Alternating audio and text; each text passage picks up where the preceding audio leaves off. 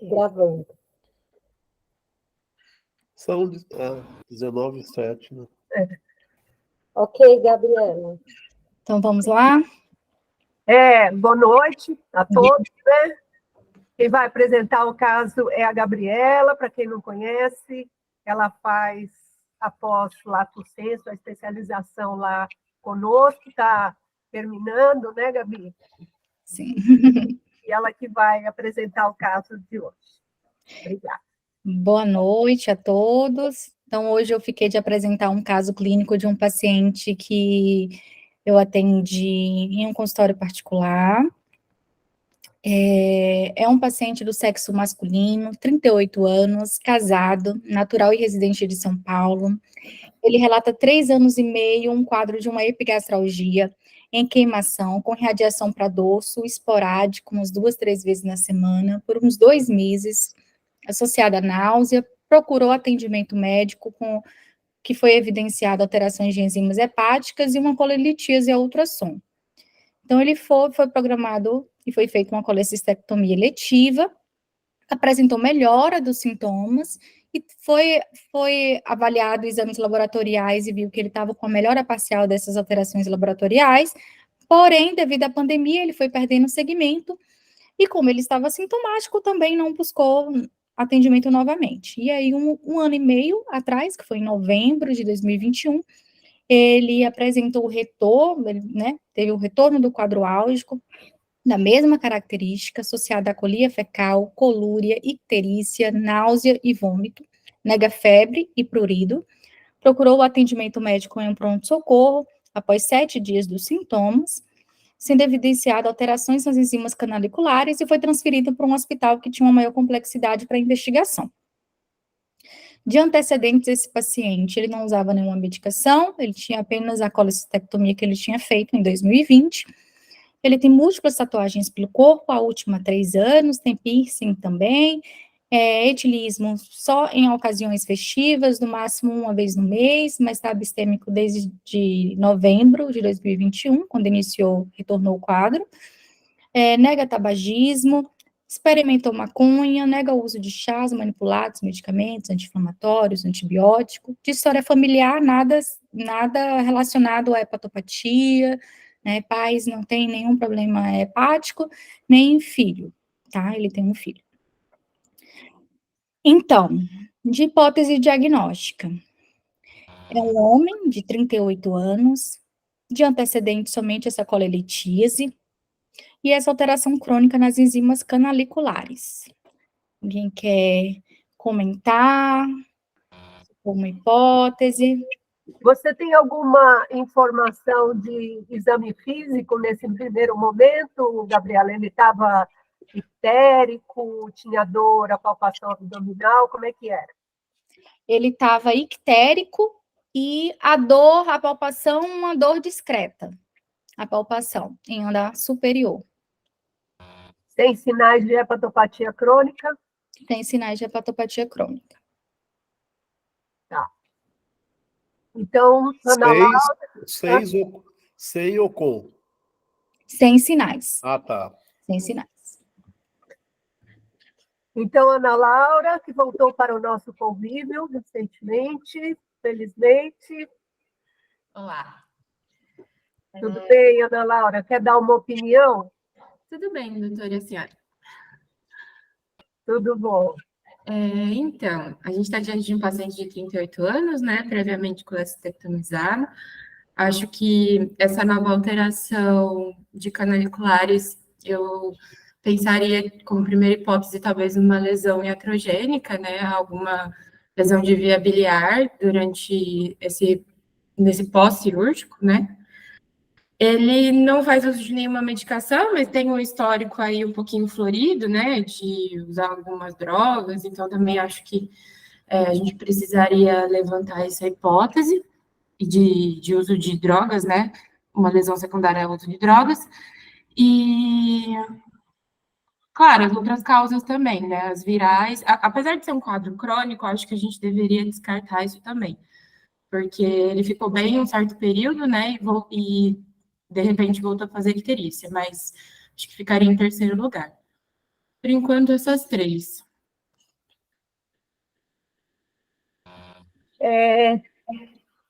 Alguém quer dar mais alguma opinião?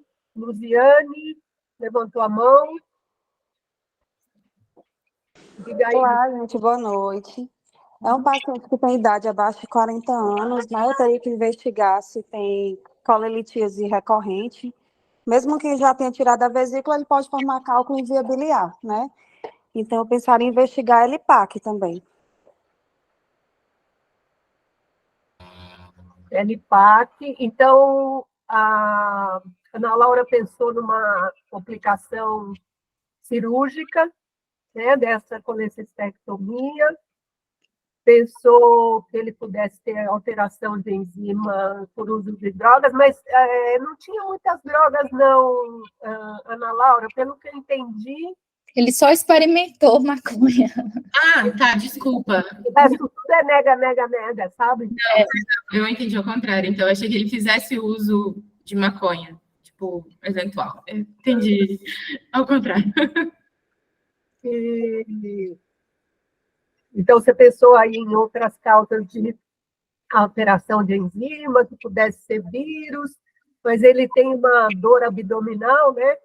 Então, a hipótese dele ter cálculos aí Sim. recorrentes, eventualmente secundários a uma LPAC, acho que cabe a hipótese. Mais alguma coisa, Priscila? Quer dar mais alguma opinião?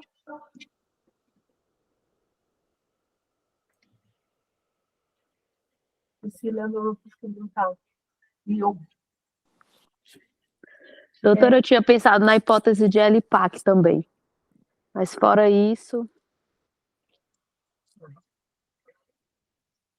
Então, só para organizar um pouquinho o raciocínio, eu acho que até pensar nisso está correto, mas talvez não fosse assim uma das primeiras hipóteses, né?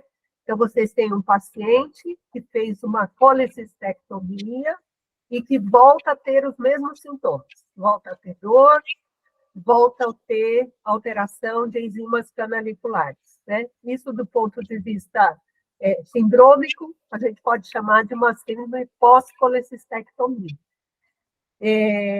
Gama, você quer comentar quais seriam umas hipóteses para quem faz uma colecistectomia e volta a ter sintomas e volta a ter enzimas alteradas? Sim, a gente está tão procurando tanto, né, essas colestases genéticas que LPAC já sai assim, né, com mais facilidade, né, da nossa hipótese diagnóstica, né? Esse paciente é um homem jovem que, na verdade, quando ele operou, ele tinha 33 anos, né? Porque ele está 34, talvez, né? E já tinha alterações de enzimas canaliculares e foi diagnosticado com colelitíase.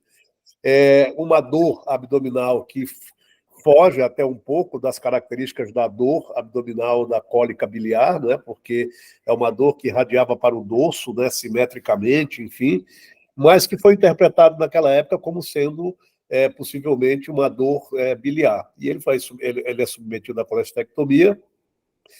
Não foi feito nenhuma avaliação pré-cirúrgica se tinha cálculo de via biliar principal, né? Ele só fez o ultrassom, ele não fez uma colangio-ressonância para ver se tinha cálculo de via biliar, para uma possível exploração ali daquela via biliar, e evolui depois sintomático, né?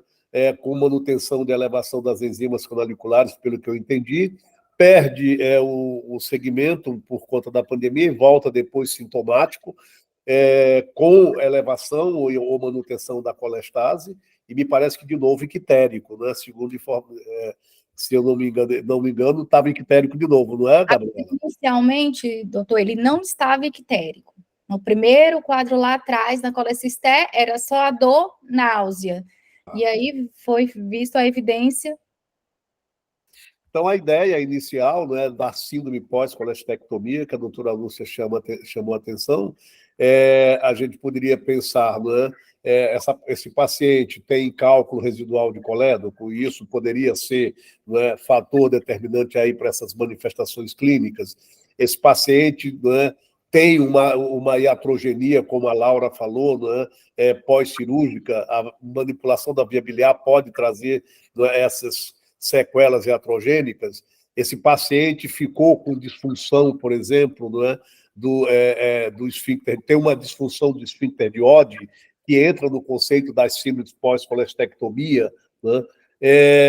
Ou então esse paciente, na verdade, né, tem o cálculo biliar, que não era a causa daquele processo todo anterior e que se mantém agora, e a gente abriria diagnóstico diferencial para outras causas de colestases, né?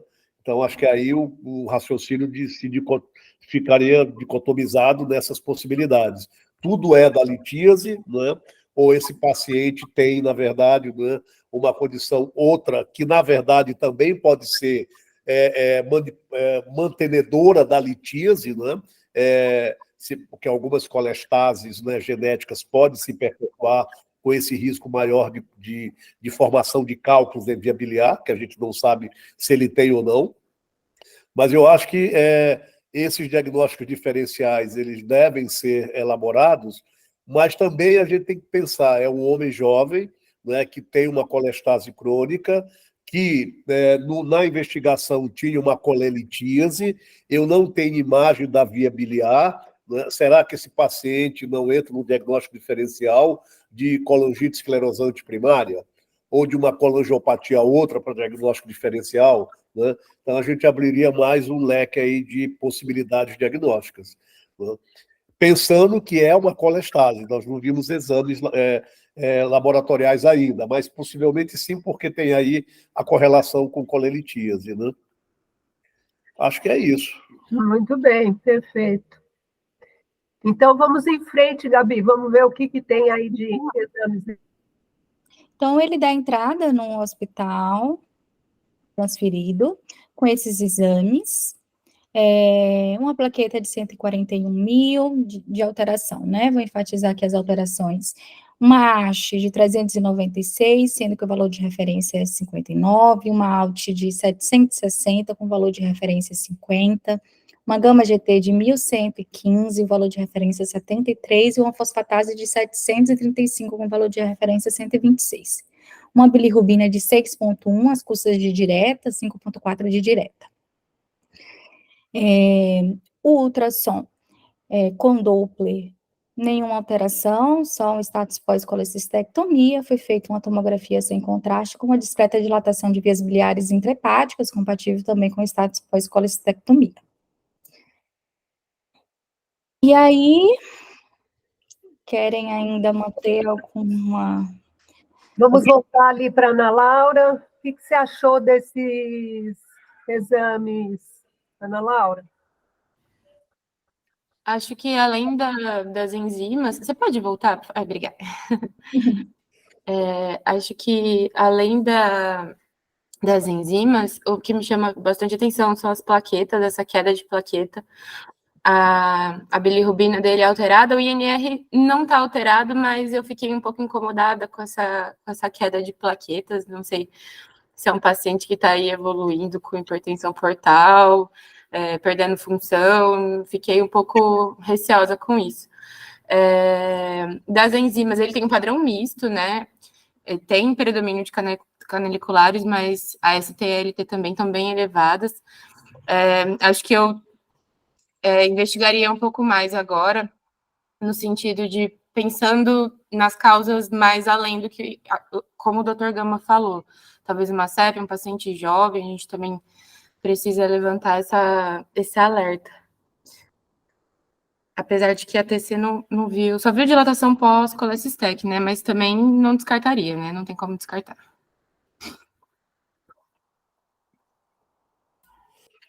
Agora, essa plaqueta, né, Ana Laura, o ultrassom com Doppler, né, não mostrou nada no sistema porta, né? Nada. Você coloca só status pós-colestectomia, dá a entender que calibre de via porta, veia esplênica, baço, enfim, estava tudo ok, né? Talvez essa plaqueta seja alguma coisa transitória aí, né? Porque ligá-la a uma hipertensão portal, uma doença hepática mais crônica, o ultrassom não mostra isso no fígado, né? E não tem outros dados que chamem a atenção para essa possibilidade, né? No exame físico também não tinha, né? Agora ele tem uma LT. Mudou. Agora ele tem uma LT mais de 10 vezes o limite superior do normal, né? É, bem elevada. Eu acho que o que esses exames ajudaram, assim, é no sentido de mostrar que não é obstrutivo, né? Ele não tinha dilatação de via biliar, só aquela dilatação discreta de quem foi submetido a uma colicistectomia, não vimos nenhuma outra alteração obstrutiva, então dá mais impressão de uma colestase intrahepática, né? E, de fato, aqui nós já não tem elemento para dizer que ele tem uma hepatopatia crônica, né? Cursando com plaquetopenia. Pelo menos na imagem não mostrou, e a função é muito boa, né? A albumina é 4,3, o INR é 0,95. Então, a gente fica achando que talvez seja um quadro mais agudo, né? Agora tem muita LT. Isso. Então, isso realmente chama atenção nesses primeiros exames. Agora, uma coisa também que é interessante, né, doutora, se destacar, é que se tivesse um componente obstrutivo, não é? Ainda assim, essa LT poderia estar dentro desse pacote, né? Poderia. Que a gente tem visto de vez em quando em quadros obstrutivos biliares, aminotransferases lá em cima, né? 800 às vezes, um pouco mais, um pouco menos.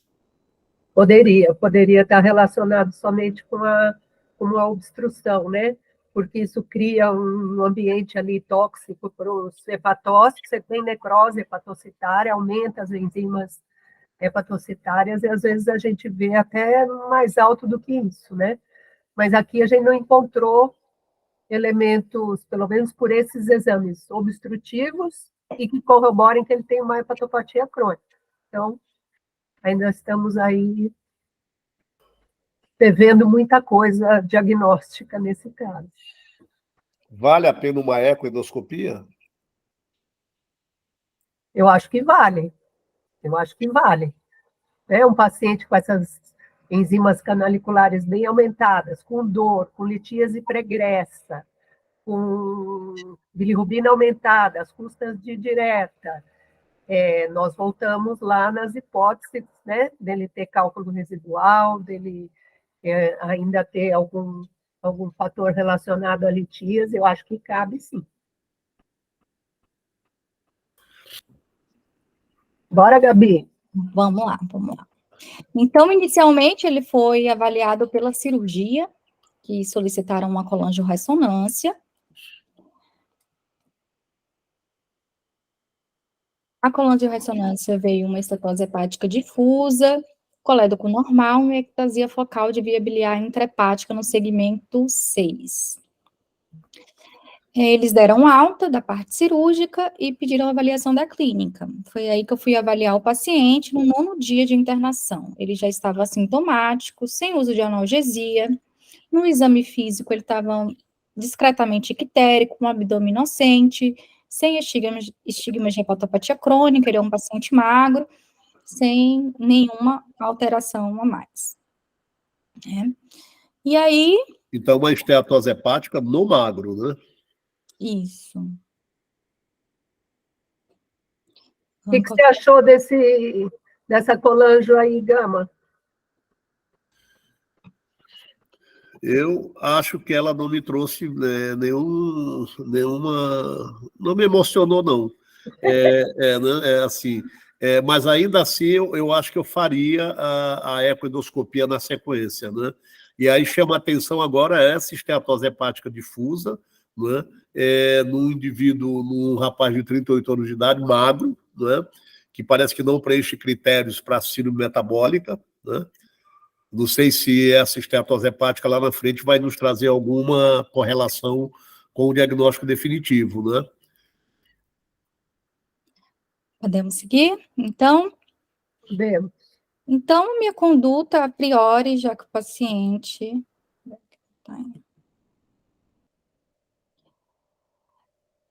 Avaliando os exames laboratoriais naquele dia de avaliação dele, ele estava mantendo o quadro das transaminases, e das canaliculares. Até elevou mais, né? Até a LT, né? Elevou ainda mais. E a bilirrubina deu uma queda, tá? Ele não estava fazendo uso de nenhuma medicação nesse momento? Não. Eu estava com medicação, se necessário, sem tomar. Ele estava totalmente assintomático e discretamente ictérico.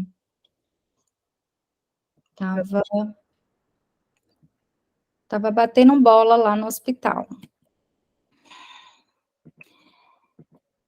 E aí, com esses exames, eu solicitei novos exames para ele para investigação, com sorologias, perfil de ferro, exames para avaliar se ele tinha alguma doença de depósito, autoimunidade. E no 10º dia de internação, ele recebeu alta para acompanhamento ambulatorial. Ele retorna 4 dias após a alta, mantendo-se assintomático, com os exames que a gente solicitou, que já foi coletado logo, né, no hospital. E aí ele chega com perfil de ferro normal, um alfa-1 antitripsina normal, ceruloplasmina normal, uma eletroforese normal, imunoglobulinas normais, sorologias normais, sem alteração, vírus B suscetível, e veio a única alteração, o FAM de 1/80, citoplasmático pontilhado reticulado. E aí, Gama, você gostou desse FAM aí? Aí veio o estado confundidor, né? Um FAM 1/80, citoplasmático pontilhado reticulado, a gente fica querendo logo ter o AMA em mãos, né, o anticorpo antimitocôndria, e aí a gente já começa a imaginar, poxa, será que é uma CBP no homem jovem e que com aquela transaminase de mais de 10 vezes tem sobreposição, e aí a biópsia vai mostrar a CBP com hepatite autoimune, né? O raciocínio, a ideia inicial, o raciocínio começa a mudar, né? Porque esse FAM, ele é um FAM que tem a sua especificidade já bem conhecida, né, para a correlação com o anticorpo antimitocôndria. Mas eu acho que ele, né, ele está aí, mas ele não pode... É claro que tu vai obrigatoriamente, né, seguir a investigação com imagem, e a biópsia agora certamente vai ser necessária, porque a gente não pode deixar de olhar para esse FAM, né? Mesmo com o título de 1/80, ele é citoplasmático pontilhado reticulado. Eu acho que a gente tem que reverenciar aqui esse resultado e seguir com uma investigação e abrindo mais um leque para diagnóstico, embora a gente saiba que essa sobreposição, né, inclusive já não é uma doença tão comum, no homem com 38 anos de idade, menos comum ainda, né, mas perfil bioquímico ele tem para isso. O alto anticorpo, né, esse padrão de FAM, ele tem. Né? Não pensar nesse diagnóstico né, seguir uma jornada meio tumultuada. Então, eu acho que tem que pensar, colocar no diagnóstico, mas a probabilidade talvez sim venha dizer lá na frente que foi só mais um raciocínio. Eu acho que você tem razão, tem que abrir o leque, tem que pensar, mas sempre lembrando que a especificidade do FAM citoplasmático pontilhado reticulado, ela não é tão alta, tanto que não é um dos perfis de FAM que são específicos da CBP. Né? A gente tem o envelope nuclear, os pontos isolados e o citoplasmático pontilado reticulado sugere a presença do mitocôndrio, mas a gente tem foi negativo, né? Quando a gente pede para autoanticorpos, uma bateria de autoanticorpos os pacientes lá, às vezes vem, né? O citoplasmático pontilado reticulado, no título assim, não é muito alto, e, no fim, não tem relação nenhuma com o diagnóstico de CBP. Então, a gente precisa tomar um pouco de cuidado na interpretação dele quando ele vem, assim, isoladamente positivo, em um título que nem é muito alto. E tem o AMA aqui embaixo, né, que eu não tinha visto, não negativo, né, não reagente. Não reagente, eletroforese de proteína sem gama-globulina alta, IgG normal, para pensar em hepatite autoimune também. Exato. Não dá, não. Então, a gente está com poucos elementos aí uma doença autoimune, né, e menos ainda de sobreposição, e foram afastadas outras coisas que a Ana Laura tinha comentado lá no começo, né, então foi afastado o vírus, foi afastado doença de Wilson, e alfa-1-antitrypsina, e a gente está num ponto em que talvez precise de uma agulha, né? Além da endoscopia. Foi isso que você fez, Gabi?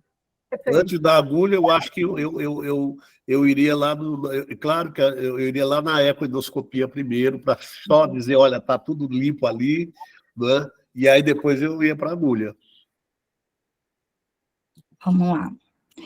Então, esse laboratório desse hospital era bem duvidoso, assim, para mim, sabe? Eu tive vários problemas, então preferi solicitar novos e pedir também um anti-SPC, anti-GP210 e preferi iniciar já o Ursacol, tá? Na dose ali para CBP. Então, o paciente, após o início do Ursacol, ele teve uma melhora, assim, com 15 dias, 14 dias, ele teve uma melhora até achei importante do quadro laboratorial. Anti-SP100 e GP210 não reagente, o FAM veio novamente em outro laboratório, 1 para 160. Citoplasmático pontilhado reticulado. Né? Volta lá. Volta lá nesse outro. Não, naquele. Eu voltei demais aqui.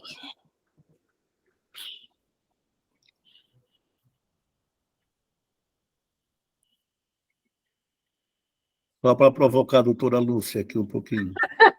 E subiu o título do citoplasmático. Aqui, doutora Lúcia.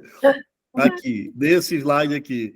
Subiu o título do citoplasmático pontilhado reticulado, caiu para quase mais da metade do gama-GT e um pouco menos da fosfatase, em menos de um mês de uso de Ursacol naquela dose padrão. Nesse momento aqui. Então, o Ursacol vai melhorar qualquer colestase, porque ele recompõe a composição de ácidos biliares, troca ácidos biliares que estão lá mais tóxicos por ácidos biliares menos tóxicos, tem função anti-inflamatória, tanto que o Edu, que não está aqui, usava até para e melhorava, mexe por causa da ação anti-inflamatória, melhora mesmo, né? Então, eu não ponho muita fé nessa melhora com ácido desoxicólico. Eu acho que ela era esperada e ela também não traz especificidade para o diagnóstico de uma possível CBP. Agora, aumentou o título do compartilhado reticulado, a gente fica querendo mais ainda, talvez uma biópsia, né? Esse é um caso que a biópsia é essencial, né? Exatamente, porque CBP, se a gente lê qualquer guideline, fala que não precisa de biópsia, se você tiver os anticorpos típicos e tiver a colestase, né? Você não precisa de biópsia. Agora, esse é o caso que precisa, né? Porque o anticorpo que tem não é específico e tem uma colestase que a gente está em dúvida se é ou não é, então não tem jeito, tem que biopsiar. Sim, a biópsia já tinha sido solicitada antes ali, já no retorno, né? Porém, ele volta em março com novos episódios de dor abdominal, esporádica, algumas vezes sem melhora com analgesia, chegou aí em pronto-socorro 2 vezes para fazer analgesia venosa, e o exame voltou a subir, né? Voltou a dar só a bilirrubina que estava melhor, mas voltou, ficou ali flutuando, né? Então, próximo passo que foi, estava aguardando a biópsia e solicitei a ecoendoscopia, pensando em microlitíase. Porque tinha muita dor, né? Tinha que ir em pronto-socorro por causa da dor, isso a gente não vê em CBP. Exatamente. Então, a ecoendoscopia foi feita e veio normal, e estávamos aguardando a biópsia hepática desse paciente. Então, na biópsia hepática, o grande momento. Um grande momento. Pena que não deu para o Caio ver, porque É uma pena que o Caio, né? ficou em cima da hora e ele não consegue. Inclusive, essa biópsia foi inicialmente para um laboratório, que o único laudo que o laboratório deu foi sem sinais de malignidade. E aí eu consegui. Foi aqui de São Paulo, Ferdinando? Foi. Sabia. Está acostumada, né, Fê? Ai, gente, não dá. E aí eu acabei conseguindo mandar para o Caio, né, para fazer uma revisão de lâmina. Infelizmente, não era tão representativo, porque era 5 espaço porta, mas já deu para, né, avaliar. Aqui é o laudo da biópsia da revisão de lâmina do Caio, tinha 5 espaços porta, era tinha já uma expansão aí de fibrosa, né, no espaço porta, e septo, emitindo septos, era um F2, tinha discreta alteração degenerativa do epitélio biliar, um calatastase, infiltrado misto, não tinha atividade de interface, tinha uma estetose macro e micro de 8%, grau 1, uma balonização e discreta dilatação sinusoidal. E aí, Gama, o que você achou dessa biópsia tão esperada? Como é interessante, não é? Tanta transaminase, né? E nenhuma atividade de interface, né? Assim, tinha mais de 10 de ALT e nenhuma atividade de interface. E predominantemente colestase, né? Uhum. Eu liguei para o Caio e falei, Caio, não tem interface, não tem nada. Ele, não tem nada para nada. E aquela esteatose também michuruca, porque a esteatose hepática difusa, parece que está 8% de esteatose, né? Balonização e discreta dilatação sinusoidal. Mas a gente tem uma amostragem pouca também, né? Não sei se tivesse E também é uma biópsia que só tem 5 espaços porta, né? Mas me parece que deu para ver bastante coisa, né? E essas discretas alterações degenerativas do epitélio? Do epitélio, né? Você está convencido que isso é uma CBP? Não. Não, né? Não tem lesão ductal florida. Né? E se tiver... E se tivesse essas...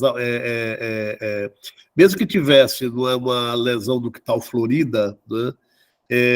Aí eu ficaria mais sensibilizado para a ideia da CBP, mas ainda assim, né, corresponderia ao estágio 1 ali da CBP, mas eu acho que esse paciente foge totalmente dessa possibilidade. Eu acho que, para mim, é uma colestase sem diagnóstico ainda estabelecido.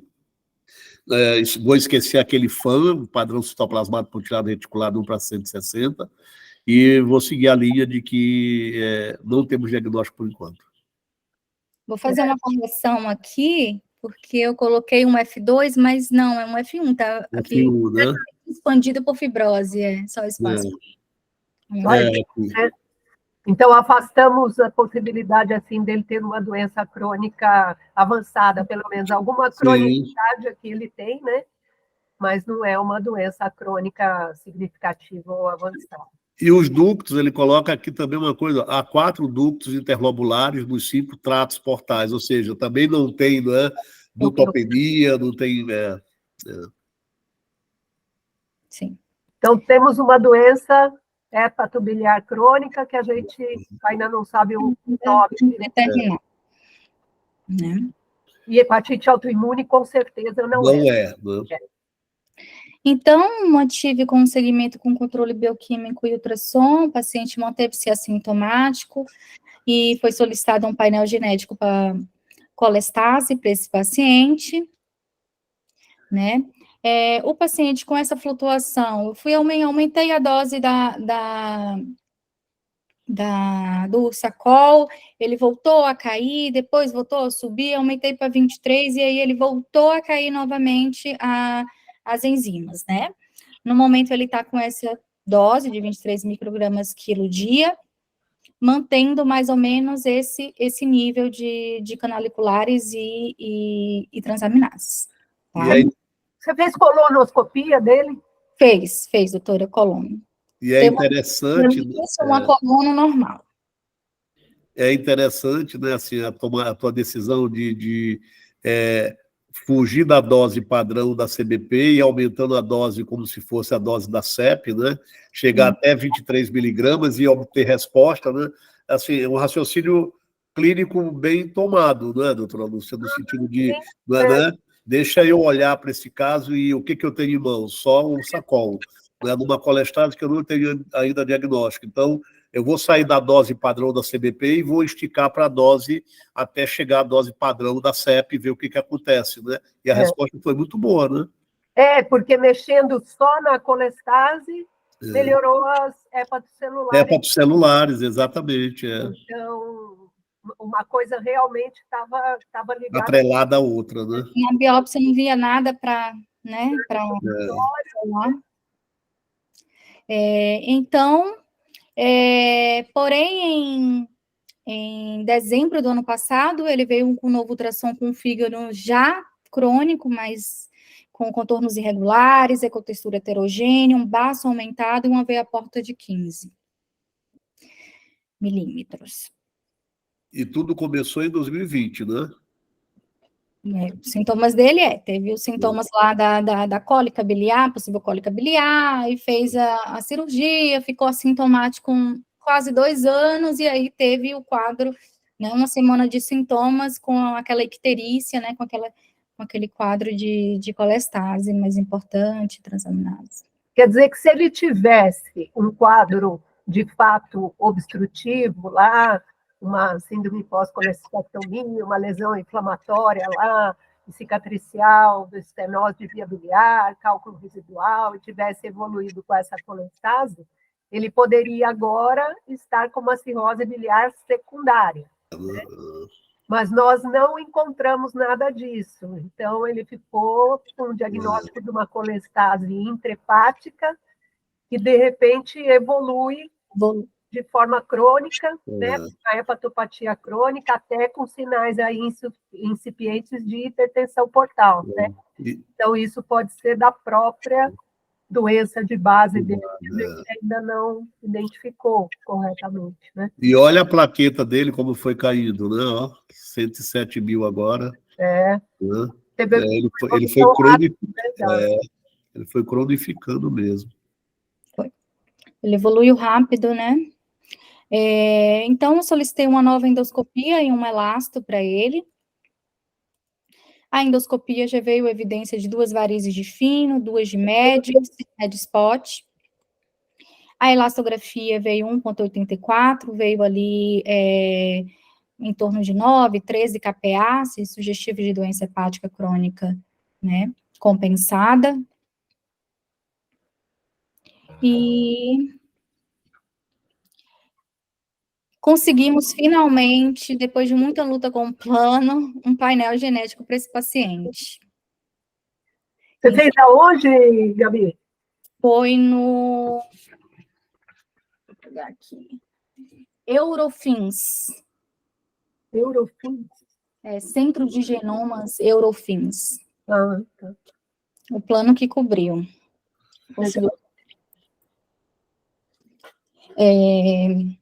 Então, finalmente, a gente conseguiu esse painel genético, no qual veio a evidência de mutação no gene ABCB4, né? Então, um paciente com um PIFIC3, né? Sugestivo de um PIFIC3. Esse foi a variante patogênica, e teve 2 variantes patogênicas nesse gene, e ele também sugeriu uma outra variante. Olha a serpina aqui, ó. Mas ele não tinha, né, uma alfa-1 antitripsina normal. Deve ser um fenótipo que não é, às vezes, né? Agora, talvez, se tu também pedisse para... Será que se tu pedir para... não sei se dá para corar, né, pelo PAS, né, e ver se tem aqueles grânulos hialinos na biópsia, né? Né? Seria interessante. Dá vontade de biopsiar ele de novo. Ah, mas agora... Legal. Muito interessante. Então, você tem uma colestase crônica que rapidamente evoluiu, né, para uma hepatopatia crônica com hipertensão portal, com varizes, com perda de função. Então, aí, uma colestase crônica que evolui desse jeito, num rapaz de 28 anos, ou é CEP, que nós não conseguimos nenhuma informação, né? Nem na colangio, e a biópsia também não teve sorte de documentar, eventualmente, uma CEP de pequenos ductos, e ele não tem nenhuma alteração intestinal, ficou muito difícil fechar esse diagnóstico porque não tinha nenhum elemento, ou uma doença genética que evoluísse com uma hepatopatia crônica, aí o diagnóstico que se impõe é a FIC3 mesmo, né? Uhum. Interessante. E é legal porque esse caso, né, se você, assim, da forma como foi apresentado, né, você constrói um fluxograma, né, em que chega a biópsia hepática, e a biópsia hepática não é resolutiva, vamos para o teste genético, né, e você define o diagnóstico, né? Muito legal. Isso que eu queria mostrar um pouquinho rapidamente aí. Você está aí, né? Sim, doutora, deixa eu Tem o final, né? Então, assim, ele mantém acompanhando, como eu mudei, né, de São Paulo, eu encaminhei ele para Santa Casa, está acompanhando com a Perla, está assintomático, sem descompensação, em uso do Sacol 23, fazendo profilaxia primária para HDA com carvedilol, tá? E é isso. Então, isso que eu trouxe assim, para a gente refletir sobre esse caso foi justamente como é que a gente estrutura o raciocínio diagnóstico frente a uma colestase intrahepática, né? Então, pode passar para mim, Gabi? Então, a colestase intrahepática, para fins didáticos, a gente poderia dividir em dois componentes. A colestase intrahepática, que a gente chamaria de hepatocanalicular, onde o problema está lá a nível da formação da bile nos hepatócitos. Então, são mecanismos muito mais moleculares e de transporte que estão fazendo com que surja a colestase intrahepática. Ou, então, aquelas que são classificadas como colangiocelulares ou ductulares, onde o problema, como o nome diz, está nos colangiolos, e não na formação de bile ali a nível dos hepatócitos. Pode passar? Então, exemplos de colestases hepatocanaliculares, colestase é sempre um tema difícil, porque existem muitas causas de colestase crônica, né? Então, vocês estão vendo aí uma lista muito grande de coisas que podem causar colestase intrahepática e que estão afetando ali a formação da bile a nível dos hepatócitos, a nível dos mecanismos de transporte, dos mecanismos moleculares. Então, por exemplo, a septicemia, as próprias hepatites virais colestáticas, a hepatite alcoólica, os medicamentos, né? Várias drogas que são predominantemente colestáticas, nutrição parenteral, as doenças genéticas, PRIC, PIFIC entraria aqui, a colestase intrahepática da gestação, doenças infiltrativas, malignas ou benignas, né? Linfomas, amiloidose, sarcoidose, a característica dessas doenças é evoluir com uma colestase crônica, muito mais do que alteração de enzimas hepatocelulares, as doenças de depósito, as paraneoplásicas, né, secundárias a Hodgkin, o carcinoma renal, né, a síndrome de Stauffer, que a gente teve a oportunidade de ver no caso nosso lá, as doenças vasculares, as alterações vasculares do fígado também causam colestase crônica, a gente está cansado de ver insuficiência cardíaca congestiva, congestão passiva crônica aumentando, as enzimas canaliculares, o Budd-Chiari, doença veno-oclusiva. Então, são muitas as causas de colestase crônica hepatocanalicular. E quando a gente vê um caso assim, a gente tem que ir atrás de todas essas coisas para ir descartando, né, as possibilidades. Nessas hepatocanalicular, principalmente estão envolvidos os mecanismos moleculares de colestase, que podem ser mutações genéticas, como a gente viu nesse caso, ou alterações adquiridas por drogas, por hormônios, por citocinas, das lesões inflamatórias, infecciosas, obstrutivas, que vão causar uma expressão reduzida nesses sistemas de transporte de bile a nível dos hepatócitos e dos canalículos biliares. Aí a gente vai ter uma função diminuída desses sistemas transportadores, e isso é que vai gerar a colestase. Então, pode passar, gerando aí a colestase. E a gente tem as colestases intrahepáticas, que são classificadas como colangiocelulares ou ductulares. Aí o defeito está mais já nos colangíolos e nos ductos. Então, aí é que entra a colangite biliar primária, a colangite esclerosante, a doença associada a IgG4, as ductopenias do adulto, a colestase da anemia falciforme, né? Hoje mesmo foi biopsiada uma paciente da interconsulta, um menino com anemia falciforme com uma colestase crônica. Vamos ver o que veio nessa biópsia feita hoje. Fibrose cística, colangiopatias isquêmicas, tudo que está alterando ali o ducto, né? A colangiopatia do imunossuprimido, já vimos vários casos assim, né? Colangiopatia do doente crítico, enxerto versus hospedeiro, então coisas que estão afetando ali os colangíolos. E como é que a gente deve conduzir uma investigação numa colestase intrahepática? Isso que o Gama estava comentando, é uma sequência de coisas que a gente vai fazendo, das mais comuns para as menos comuns, para chegar ao diagnóstico.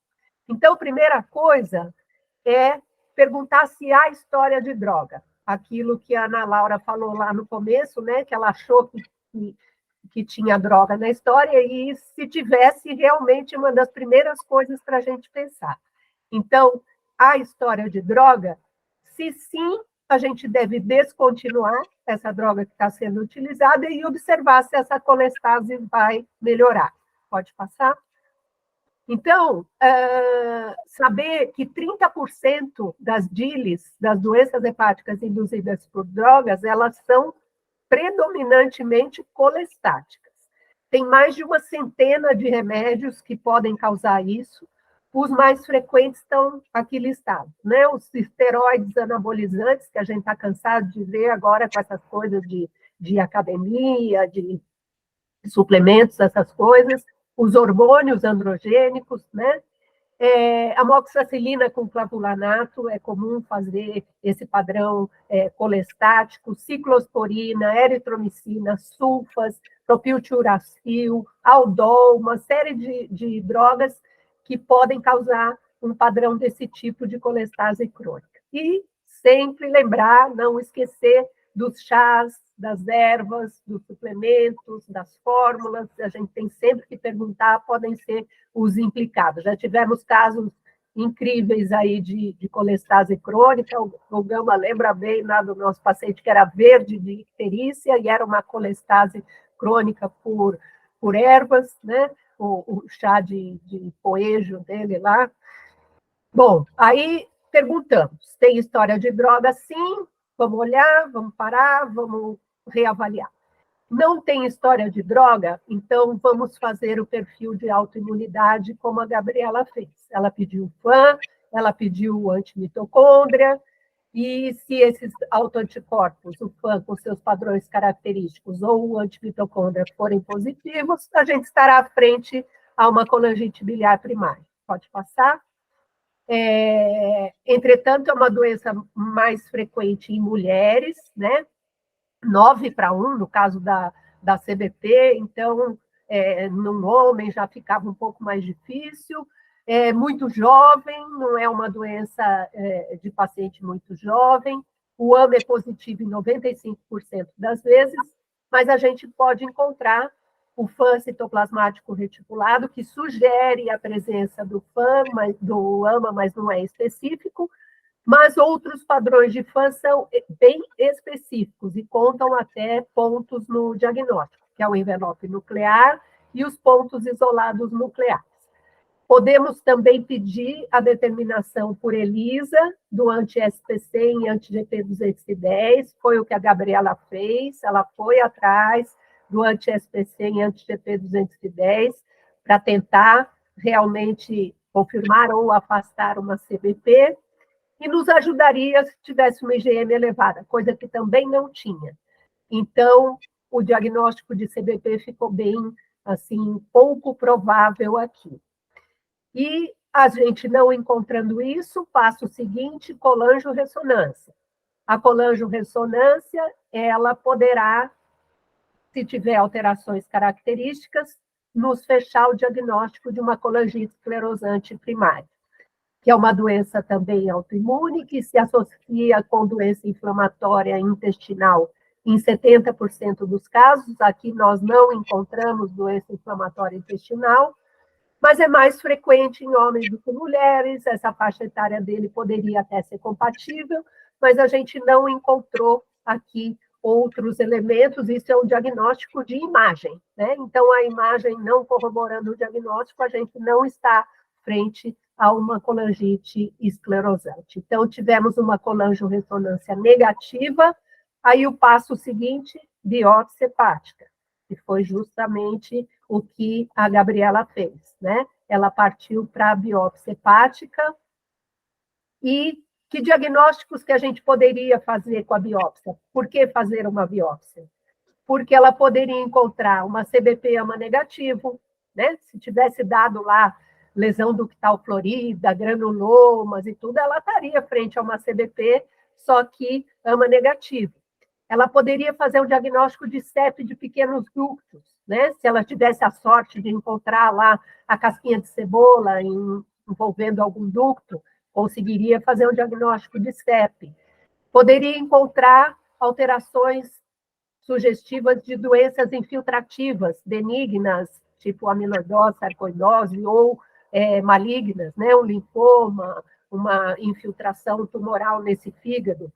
Poderia encontrar aspectos sugestivos de DILI, de alguém que não, se você não conseguiu extrair aquilo da história, né? Porque o paciente esqueceu ou porque não quis falar.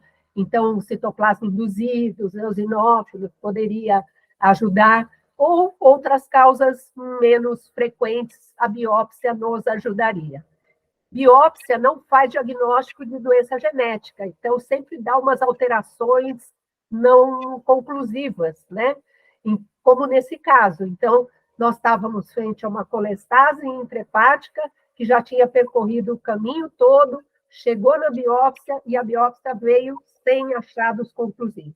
Aí, realmente, é a hora da gente investir num diagnóstico de uma colestase genética familiar, né?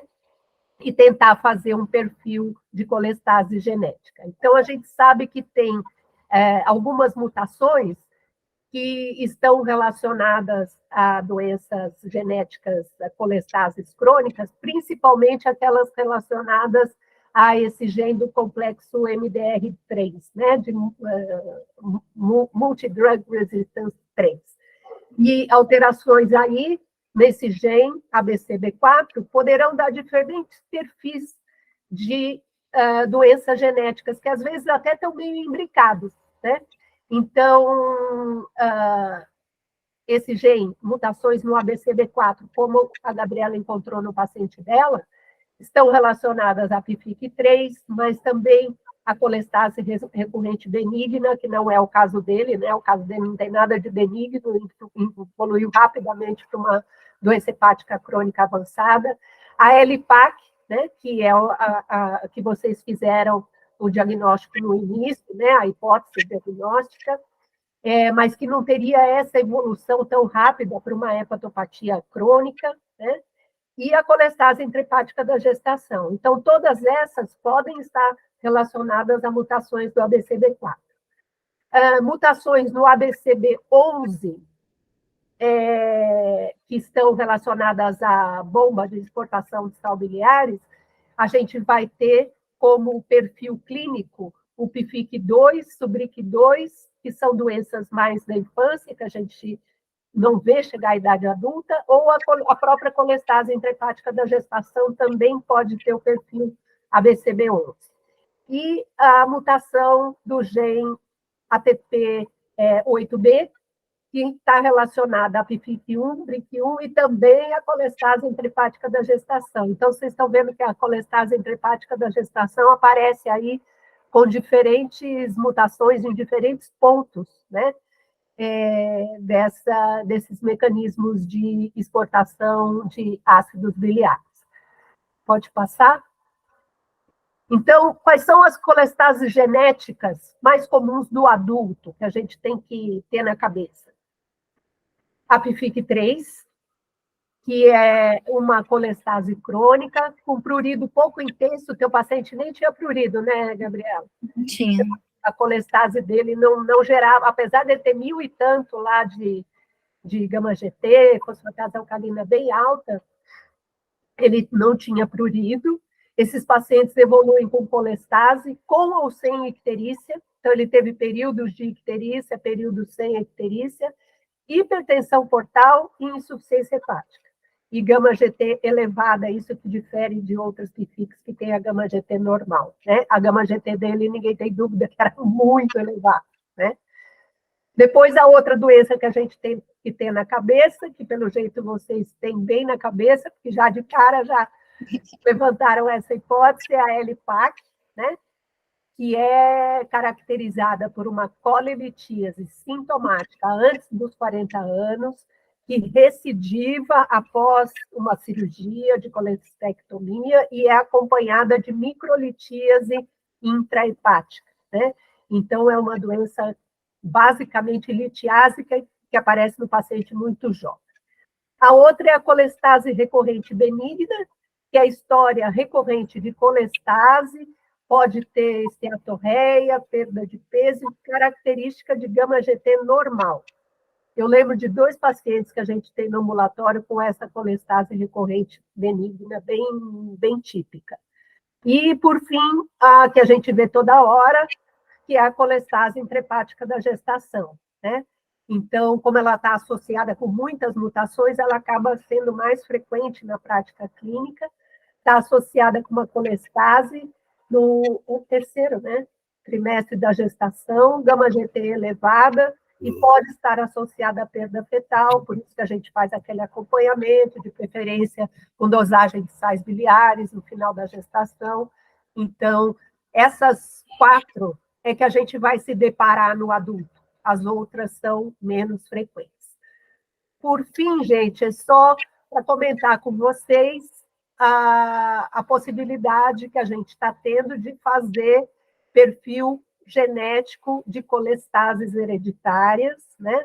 Nós estamos fazendo esses exames no Fleury, e, por enquanto, nós estamos, assim, tipo, pagando para fazer, mas isso vai ser o tema de tese da Nívia, e se a gente tiver uma aprovação num projeto, a gente vai conseguir incluir mais casos, mas vocês estão vendo aí que é um perfil bem amplo. Então, eu até coloquei aqui para vocês, acho que está... desconfigurou, né? Mas, assim, o ABCB11, ABCB4 e a ATP8B1 estão relacionados às colestases genéticas. Mas a gente, neste perfil, aparece também a mutação desse gene CFTR, que está relacionado à fibrose cística. Pode aparecer também essa mutação JAG1, que está relacionada ao alagile.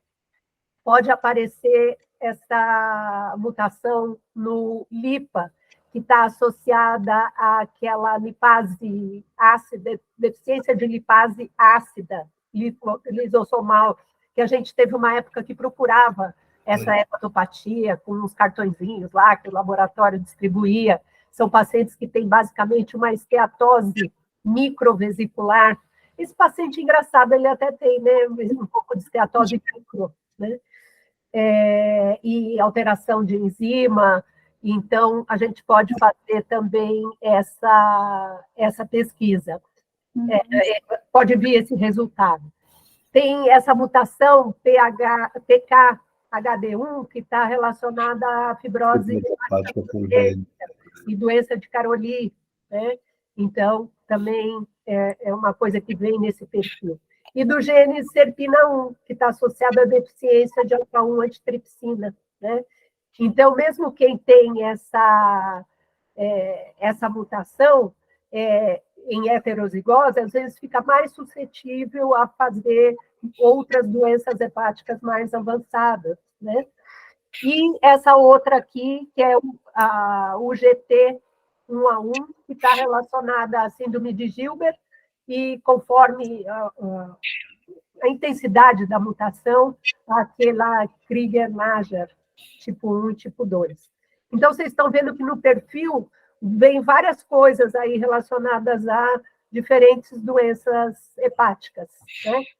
Então, é bacana que a gente já está com, acho que uns 10 ou 11 casos, e já temos lá a Fernanda levantou outro dia, acho que tinha uns 4 ou 5, né, Fê, que a gente conseguiu identificar diferentes mutações, algumas esperadas, outras inesperadas, nesse perfil genético. Entre as inesperadas veio essa aqui, né? PEX26, né? Que é aquele da mutação que faz adrenoleucodistrofia. Isso, né? É verdade. Veio essa aqui. Do óleo de Lourenço. Óleo de Lourenço, Gente, eu fiquei com a dúvida. Quando a gente pede esse painel, faz todas essas pesquisas de mutação em todos esses genes, é isso ou eu peço específico? Não, faz todas, porque é um sequenciamento desses automáticos, que eles fazem a pesquisa todas desses genes ao mesmo tempo. Me explicaram até que se você quiser uma mutação específica, eu quero pesquisar só a BCB4, para eles até é mais caro do que fazer esse perfil amplo de mutações. Então, vem tudo isso. Se você tem perfil genético para colestases hereditárias, vai vir tudo isso aí.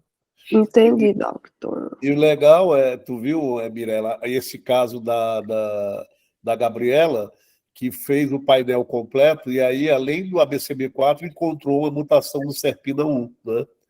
Quer dizer, se tu pede, além de ficar mais caro pedir isoladamente, perde a oportunidade, às vezes, de ter, né, mutações associadas, né? Ou mais de uma mutação, né? Exato. Então é isso, gente. Muito legal, Gabi. Belíssimo caso, belíssima apresentação da doutora Maria Lúcia. As palminhas começaram a subir aqui. Mais perguntas? Parece que a Fê levantou a mão, foi? Foi sem querer, porque eu fui bater palma, eu vi uma mão, eu achei que era palma. Tá bom.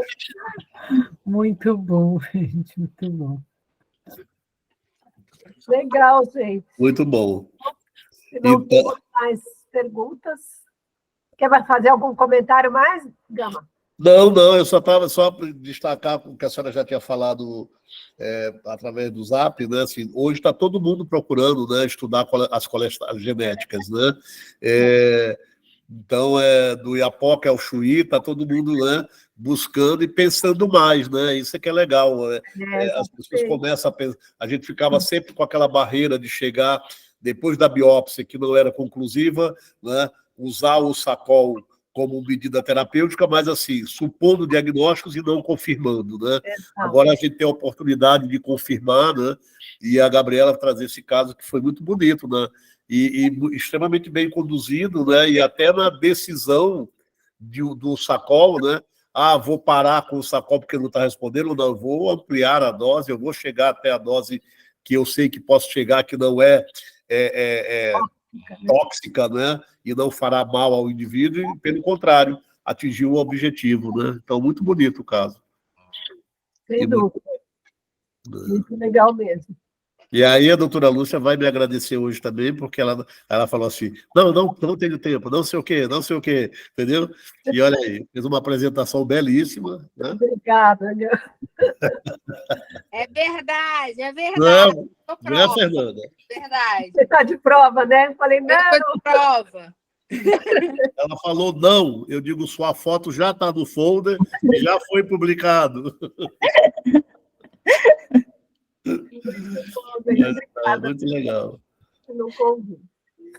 Aí, só para avisar, doutora Lúcia, né, que nós teremos mais uma sessão semana que vem, um caso muito interessante com E também vai ser a doutora Lúcia. a moderação da doutora Chiara, que é uma hepatologista lá do Rio, né? E aí será a última sessão do mês de julho.